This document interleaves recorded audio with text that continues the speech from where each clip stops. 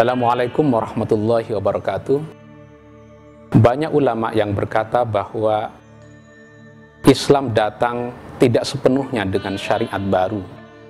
Pendapat ini misalnya dikemukakan oleh seorang ulama seperti Fakhruddin Ar-Razi, bahwa di dalam periode Mekah, menurut Fakhruddin Ar-Razi, syariat yang dibawa oleh Nabi Muhammad, yang diterapkan oleh Nabi Muhammad adalah syariat Nabi Nuh. Pendapat ini tidak sepenuhnya keliru, karena Al-Qurtubi pun mendasarkan pandangan ini kepada sebuah ayat di dalam Al-Quran. Inna hadza lafis suhufil ula suhufi Ibrahim wa Musa. Bahwa apa yang tercantum di dalam Al-Quran tidak sepenuhnya baru. Sebagian besarnya menyangkut prinsip-prinsip dasar ajaran Islam. Sudah banyak dilakukan, sudah banyak diterapkan, banyak dibawa oleh nabi-nabi sebelumnya. Salat bukanlah syariat yang baru, yang unik yang dibawa oleh Nabi Muhammad, karena Nabi sebelumnya sudah membawa syariat salat. Begitu juga dengan zakat, begitu juga dengan puasa. Itu berarti kehadiran syariat Islam bukan untuk membatalkan syariat-syariat sebelumnya. Di dalam Al-Quran dinyatakan bahwa kehadiran syariat Islam, yaitu Al-Quranul Karim, berfungsi untuk musaddiqan lima baina yadaihi, untuk membenarkan apa yang ada di dalam kitab Taurat dan apa yang ada di dalam kitab Injil. Rasulullah sallallahu alaihi wasallam di dalam Al-Quran diperintahkan oleh Allah untuk berkata, "Qul ma kuntu bid'an minar rusul." Katakan Muhammad, aku bukanlah yang pertama.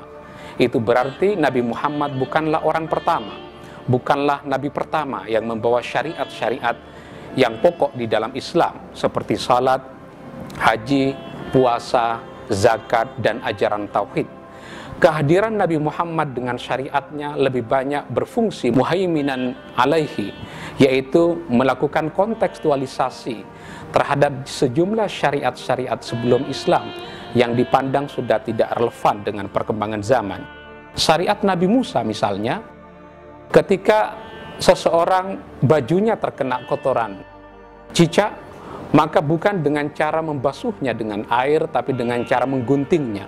Syariat ini kemudian dibatalkan oleh Nabi Muhammad bahwa tidak boleh menyucikan najis dengan cara menggunting kain, tapi dengan cara mencucinya dengan air. Begitu juga syariat Nabi Adam, yang sebelumnya memperbolehkan melakukan pernikahan sesama saudara kandung. Syariat ini kemudian dibatalkan. Dengan demikian, di dalam syariat Islam, ada syariat Islam yang berfungsi sebagai kontinuasi, merupakan bablasan, merupakan kelanjutan dari syariat-syariat sebelumnya, tapi sebagian yang lain ada fungsinya juga, yaitu sebagai proses diskontinuasi, membatalkan sebagian syariat-syariat sebelum Islam yang dianggap sudah tidak relevan dengan perkembangan zaman. Dengan demikian, kehadiran Nabi Muhammad, kehadiran syariat Islam bukanlah sebagai ancaman terhadap agama-agama sebelumnya, bukan ancaman terhadap agama Yahudi, bukan ancaman terhadap agama Kristen, karena Nabi Muhammad di dalam menjalankan syariatnya lebih banyak merupakan kelanjutan dari syariat-syariat sebelumnya. Kalau begitu penjelasannya, maka seharusnya antara agama Yahudi, agama Islam, dan agama Kristen bisa saling bekerja sama, bisa saling berdialog untuk menumbuhkan semangat kebersamaan, karena dari keduanya, dari ketiga agama ini lahir dari satu nenek moyang yang sama, yaitu Nabi Ibrahim. Ketika terjadi penaklukan kota Mekah misalnya, banyak patung yang dihancurkan oleh orang-orang Islam. Kemudian ada 3 patung yang diselamatkan oleh Nabi, yaitu patung Nabi Ibrahim, patung Nabi Musa, patung Bunda Maria, bahkan juga ada yang berkata patung Yesus Kristus, Nabi Isa.